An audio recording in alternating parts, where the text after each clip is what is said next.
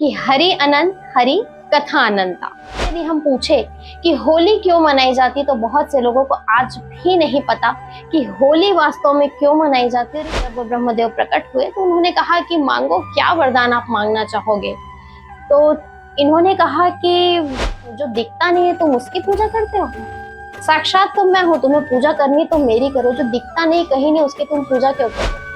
मदिरा पान करना और इस दिन मांस का भक्षण करना, ऐसे तमाम चीजों की ओर आज का हमारा युग चला गया। लेकिन होली को बहुत अच्छे से मनाइए, किसी के दिल को ना दुखाए।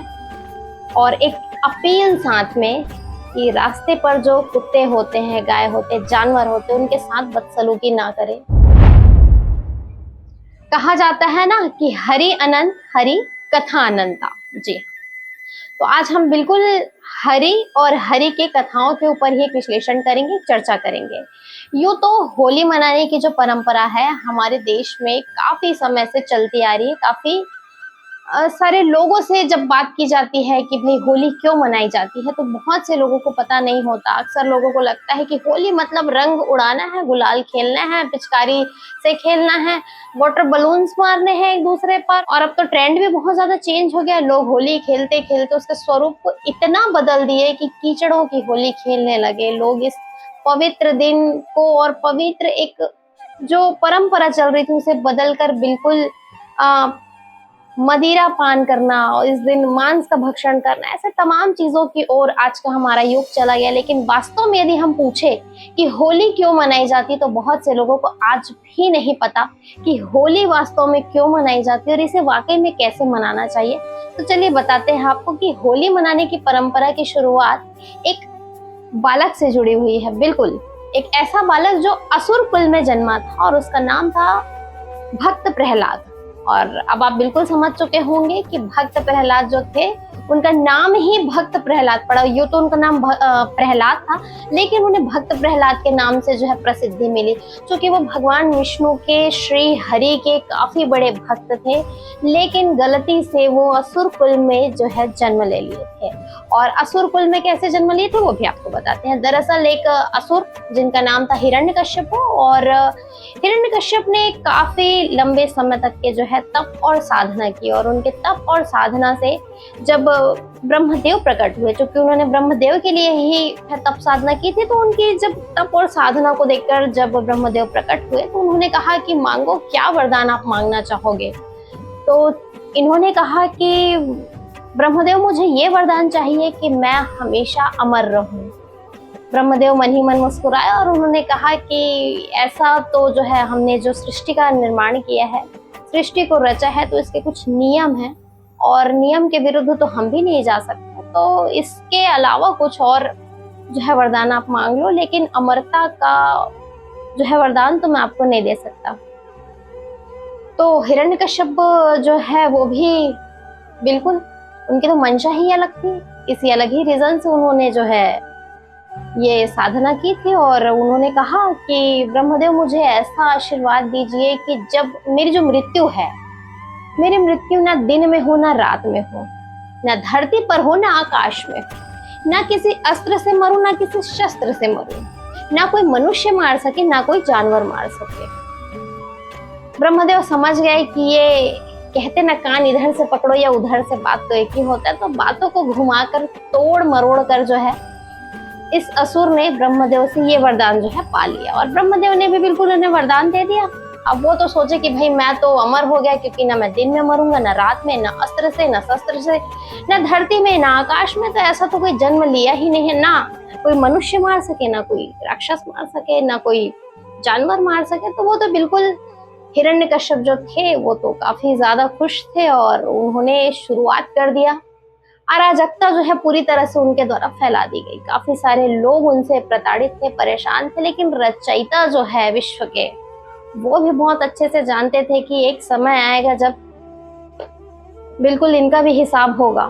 तो रचयिता के रचना पर कैसा संदेह, उन्होंने भी बिल्कुल उसी असुर के घर में भक्त प्रहलाद को जो है प्रकट किया, या ये कहे कि उनके पुत्र के रूप में ही भक्त प्रहलाद जो है जन्म लिए। और जब से जन्म लिए थोड़े से ही जैसे वो बड़े हुए, हमेशा श्री हरि के नाम कीर्तन में लगे रहते। और इन चीजों से जो असुर था हिरण्यकश्यप को बहुत ज्यादा परेशान रहता था। शुरुआत में उसने मना भी किया कि ये हमारे आराध्य नहीं है और तुम इसे पूजना बंद करो। तुम्हें यदि पूजा पाठ करनी है तो तुम मेरी पूजा करो, क्योंकि मैं अमर हूँ और मुझे कोई नहीं मार सकता, मेरे पास ये वरदान है। पर भक्त तो भक्त, और एक प्रेम का प्रतीक भी होता है भक्ति। और उन्हें जो है भक्त प्रहलाद को भगवान श्री हरि विष्णु जी से जितना प्रेम था, जितनी भक्ति थी, तो वो हर समय हरि नाम कीर्तन में लीन रहते थे। और इन चीजों से जब एक बार बहुत ज्यादा परेशान हो गए, भक्त प्रहलाद के भक्ति से परेशान हो उठे, विचलित हो उठे, हिरण्यकश्यप ने कहा, सैनिकों को बुलाया, कहा इसे बंदी बना लिया जाए। भले ये मेरा ही बेटा है, लेकिन अब मैं ये बर्दाश्त नहीं कर सकता कि मेरा ही बेटा मेरे ही घर में रह के मेरी पूजा ना करके ये हमारा नहीं, उनका शब्द था कि उस विष्णु का ये पूजा करे, तो हम तो बर्दाश्त नहीं करेंगे। तुम इसे बंदी बना लो, काल कोठरी में डाल दो। काल कोठरी में डाला गया। बहुत सी सख्ती उनके ऊपर बढ़ती गई, और जब सख्ती से उनके साथ पेश आए तो सैनिकों को लगा कि ज्यादा सख्ती से पेश आना मतलब यदि बालक को कुछ हो गया तो हिरण्यकश्यप हमें नहीं छोड़ेंगे। इस डर से वे लोग भी ज्यादा सख्त नहीं हो पा रहे थे। तब हिरण्यकश्यप को जब ये बात पता चली, उन्होंने कहा कि नहीं, बिल्कुल जितना हो सके उतने ज्यादा सख्ती से पेश आइए, काम करिए। सर्प जो होते हैं ना, जहरीले सर्प, चुन चुन करके जहरीले सर्पों को लाया गया और उनके काल कोठरी में, जिस कोठरी में भक्त प्रहलाद थे, वहां छोड़ दिया गया। लेकिन भगवान विष्णु है, उनका तो छत्र में ही शेष नाग है और पूरे धरती का भार उन्होंने उठाया, ऐसी मान्यताएं हैं। तो भगवान विष्णु के ही लोग थे, वहां पर पहुंच गए। और जितने भी, जब सारे जहरीले सर्प वहां पहुंचे तो देखने को यह मिला कि उन्होंने वो भक्त प्रहलाद को डसा नहीं, काटा नहीं, उल्टा वे चारों तरफ एक घेरा बनाकर बैठ गए इनके सुरक्षा के लिए। इन बातों से हिरण्यकश्यप और ज्यादा परेशान हो गए कि भाई जिन्हें लाया था इन्हें मारने के लिए, वो तो खुद इनकी स्वयं रक्षा में लग गए हैं। इन चीजों को देखकर जो हिरण्यकश्यप की बहन थी होलिका को लगा कि भैया की बदनामी हो रही, थूथू हो रही, कि उन्हीं के घर में उन्हीं का जो पुत्र है वो श्री हरि विष्णु जी का भक्त है, और उन्हीं का बेटा नहीं सुनता तो दुनिया वाले क्यों सुने, उनकी पूजा दुनिया वाले क्यों करे। होलिका ने निर्णय लिया। होलिका ने कहा कि भैया आप चिंता मत करिए, मेरे पास एक ऐसा वरदान है कि जिससे ना तो मैं अग्नि में जलूंगी ना मैं पानी में डूबूंगी। मेरी मृत्यु अग्नि और पानी से तो नहीं हो सकती। होलिका ने कहा कि भैया मेरे पास एक ऐसा चादर है जिसे जब मैं ओढ़ कर बैठ जाऊं तो ना ही मैं अग्नि में जल सकूं, ना ही मैं पानी में डूब सकूं। इन्होंने एक योजना बनाई कि एक अग्नि का विशाल घेरा बनाएंगे और लकड़ियों का जो है ये सारा कुछ लकड़ियों से इसे बनाया जाएगा। और होलिका जानती थी कि जो भक्त प्रहलाद है बहुत अलग प्रकार के बच्चे हैं, वो उनके मन में छल कपट द्वेष राग ये सारी चीजें हैं नहीं, और जैसा बुआ कहेंगे वैसा वो करेंगे, ऐसा उन्हें भरोसा था। तो उन्होंने कहा कि आओ पुत्र हमारे साथ चलो।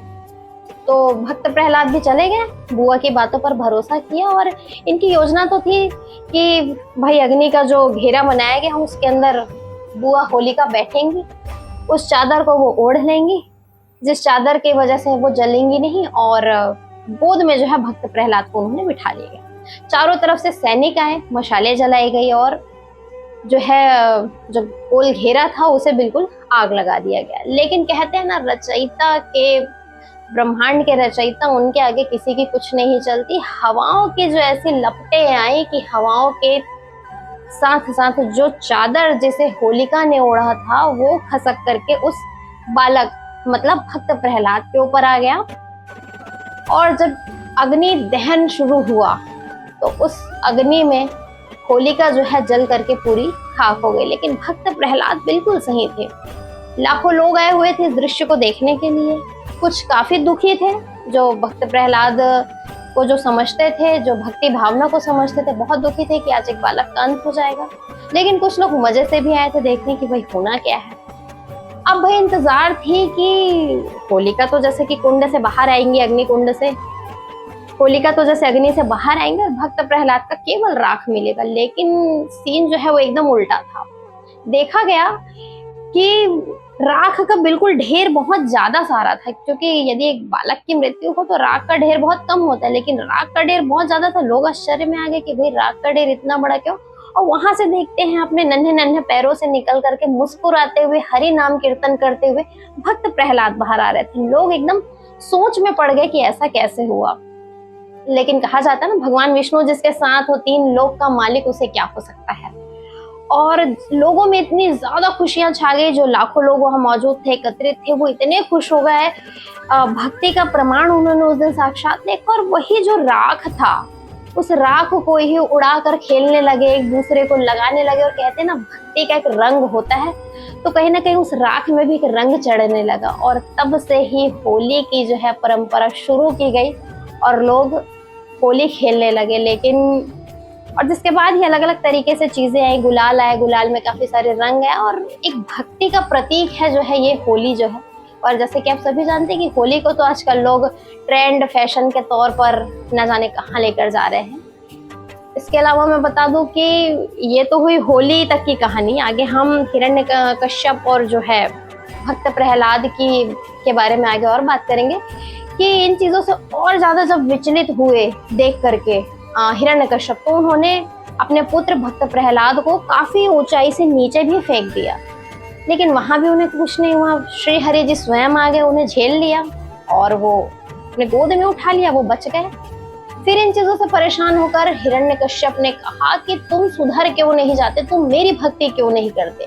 हिरण्यकश्यप की बातों को सुनकर भक्त प्रहलाद मुस्कुराए, और मुस्कुराते हुए भक्त प्रहलाद जो छोटे से एक बालक थे, उन्होंने कहा कि पिताजी, इन सांसारिक मोह माया में कुछ नहीं रखा, श्री हरि नाम का जो है आप भी स्मरण करिए, उनके चरणों में नतमस्तक हो जाइए, भक्ति करिए, भक्ति में बहुत कुछ है। इन चीजों से जब वो विचलित हुए, बोले कहाँ है तुम्हारा विष्णु, जो दिखता नहीं है तुम उसकी पूजा करते हो।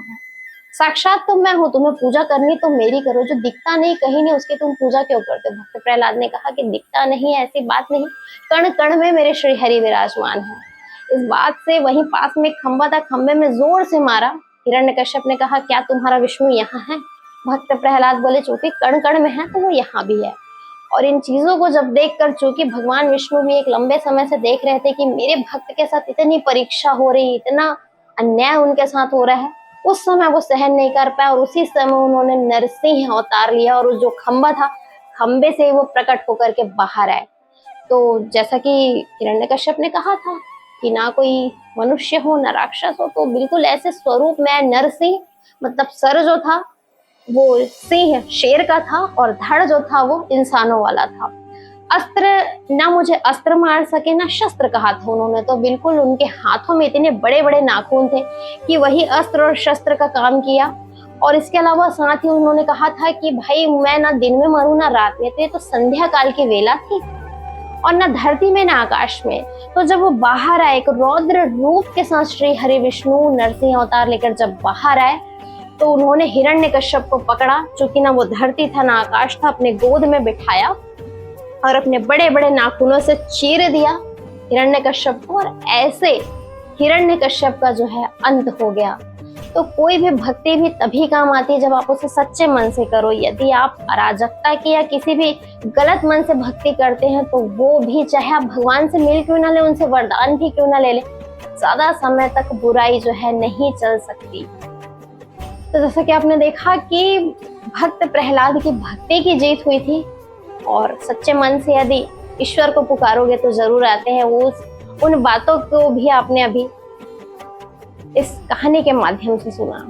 वेद पुराण बताते हैं कि ऐसी कहानी है और तब से ये होली की परंपरा चली आ रही है। तो बिल्कुल ये तमाम जो कथाएं थी, कहानियां थी, हमारे सनातन धर्म की जो ये कहानियां हैं जहाँ से होली की शुरुआत हुई थी, ये चीजें आपको कैसी लगी कमेंट करके जरूर बताइए। बने रहिए N24 न्यूज़ खबरों की दुनिया के साथ। एक और बात, आज होली है, होली को बहुत अच्छे से मनाइए, किसी के दिल को ना दुखाए। और एक अपील साथ में कि रास्ते पर जो कुत्ते होते हैं, गाय होते हैं, जानवर होते हैं, उनके साथ बदसलूकी ना करें। क्योंकि आप तो होली खेलते हैं, लेकिन देखा जाता है कि कुत्तों के ऊपर रंग डाल दिया जाता है, दिवाली में फटाकों से उन्हें परेशान किया जाता है। होली में अभी हाल ही में एक तस्वीर आई थी कि गाय के ऊपर खौलता हुआ गर्म पानी डाल दिया गया। तो अपने मजे के लिए किसी बेजुबान पशु, पक्षी या जानवर के साथ अत्याचार ना करें।